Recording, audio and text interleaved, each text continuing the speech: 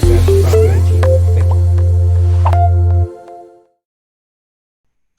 So we'll be launching right in, and before we do so, I wanted to just make a note that the information in the seminar, it's been compiled for your reference with the intention of providing information in as unbiased a manner as possible. I think it would be disingenuous to say that we're going to be completely unbiased because everybody has different backgrounds and biases that they're coming from. But we wanted to present as much as we can the arguments both for and against each proposition, and most importantly, just provide information in terms of what's actually included in them. We're going to go ahead and launch into Proposition 19. And for this, I'll hand it over to George Chikopoulos, who is one of our broker associates. George has been a local realtor for over 40 years, for 42, and has a wealth of experience as well. So looking forward to his presentation on this. Hi, folks. George Chikopoulos. I am here to discuss Proposition 19. Proposition 19 is the replacement for the Portability initiative that was put on the ballot 2 years ago, and that was sponsored by the California Association of Realtors at that time, but did not pass. So this is the newest version of the Portability initiative, and it is titled Property Tax Transfers, Exemptions and Revenue for Wildfire Agencies and Counties Amendment. This is sponsored by and placed on the ballot and funded by the California Association of Realtors.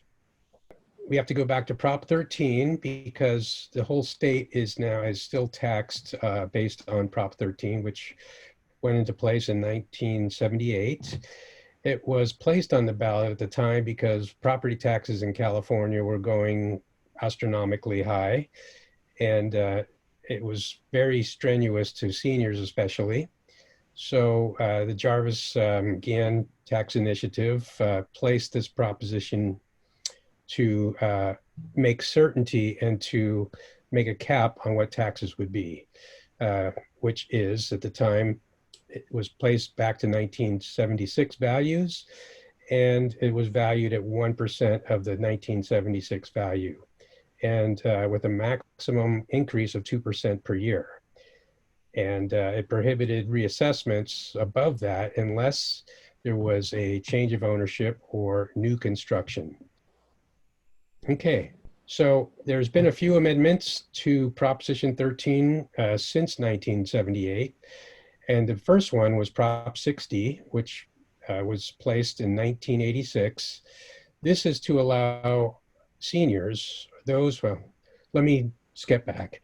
Not seniors, people over 55, young people, or severely permanently disabled people, to transfer their assessed value of their principal residence to a new home if, number one, the replacement property was located in the same county anywhere in this California, the same county that you live in, and if purchasing, gives you a 2-year period, either before you sell or after you sell. If you purchase the replacement first, then the new property, then you can only sell your property for no more than you buy the property for, equal or lesser value, within 2 years of purchasing the property. Next slide. In addition, if you were to sell your property first and purchase another property within 1 year, you're allowed to go 5% above the sale price of the property you sell. For example, if you sell your home for $1 million, you are allowed to go to $1,050,000 within 1 year. If you purchase between year 1 and 2, but not more than 2 years after you sell, you're allowed to go 10% above the sale price of what you sell your home for.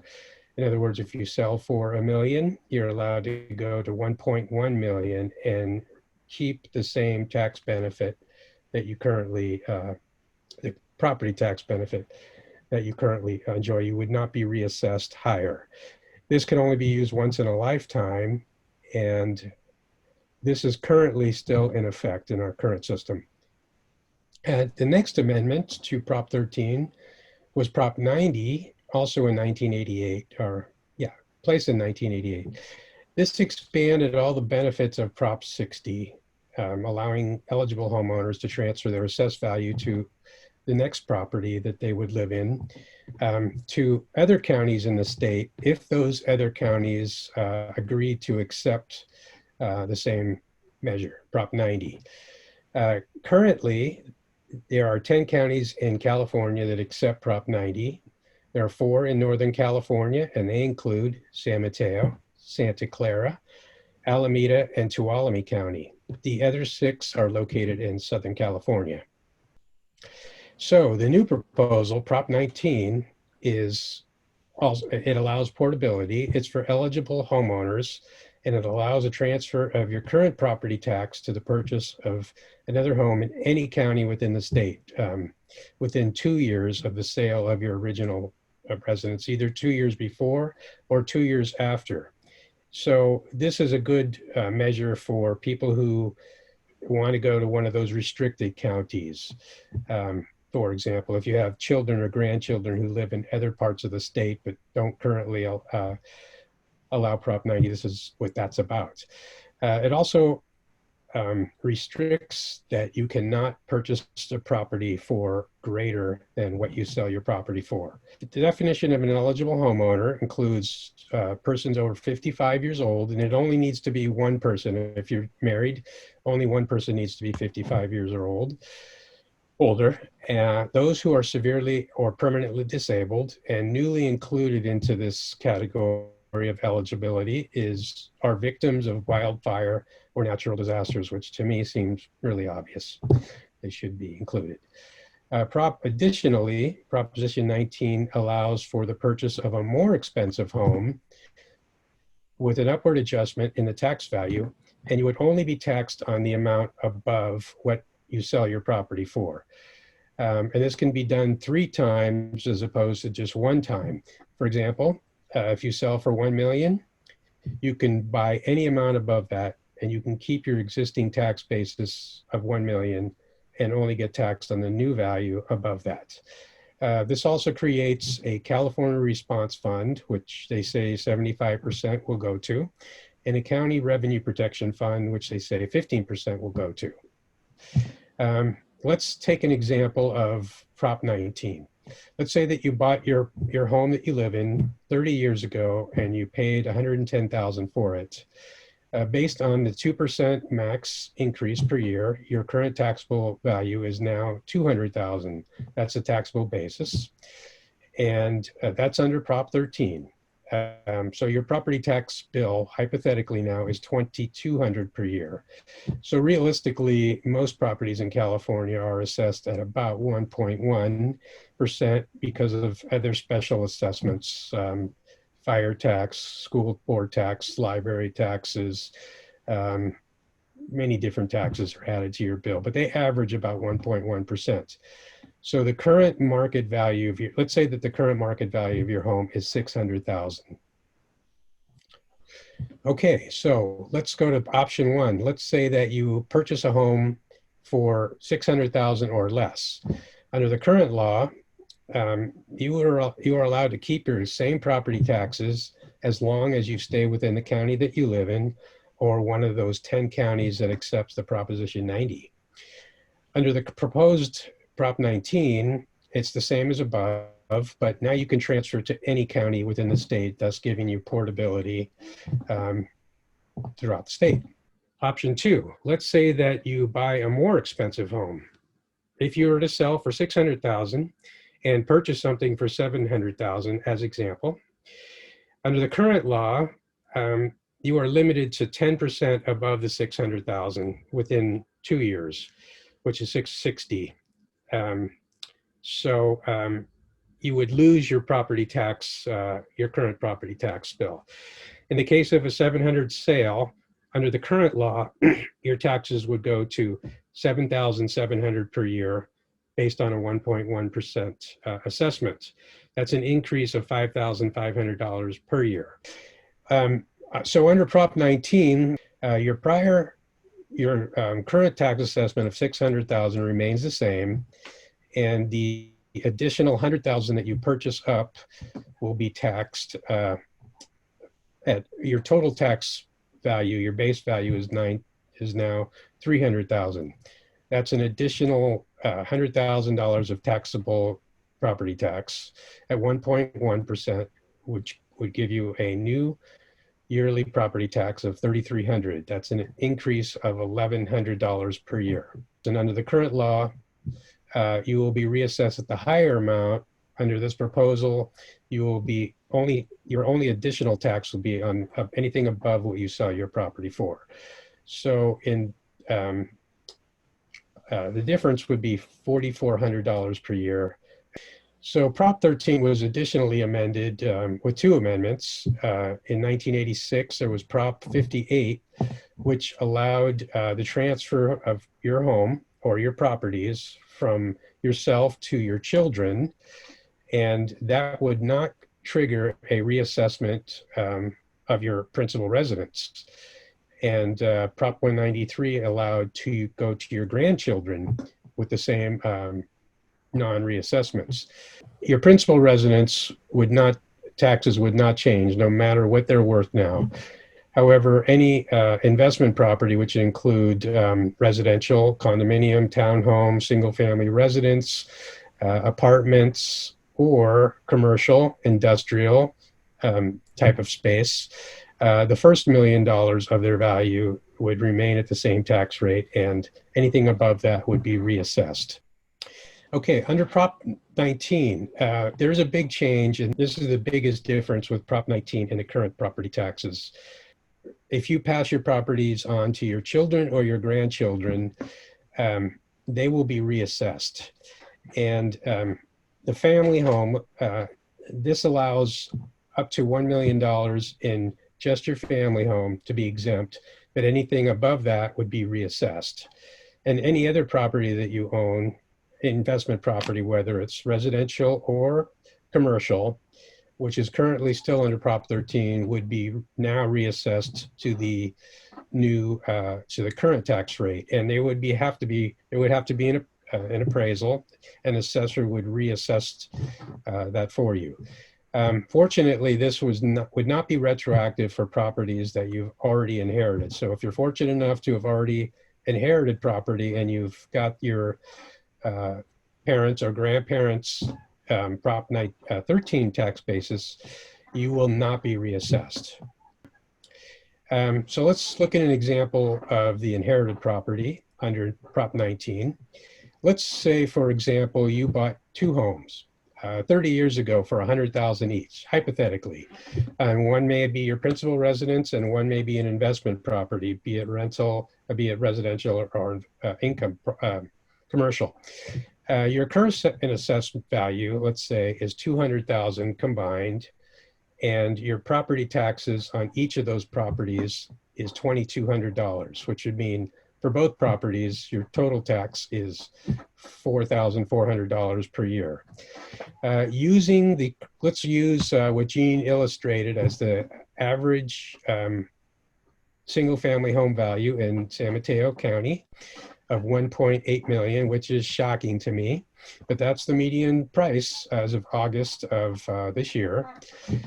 If you pass away and leave the property to your children, under the current law, you will not have an assessment, but under this proposal, the primary residence, in this case, let's say it's worth 1.8 million, the extra 800,000 value will be reassessed at the 1.1%, which is $8,800 more than your current tax rate.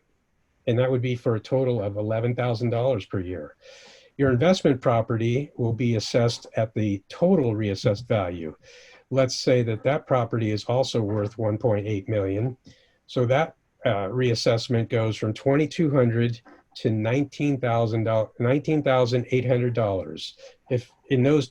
If you have both of those properties, your children or grandchildren will now be stuck with a $30,800 a year tax amount. So what are the arguments for Prop 19? They are older homeowners and those who've lost their properties due to wildfires or natural disasters will now be able to relocate more easily to other areas. That gives the portability. That's the good feature of this new proposition.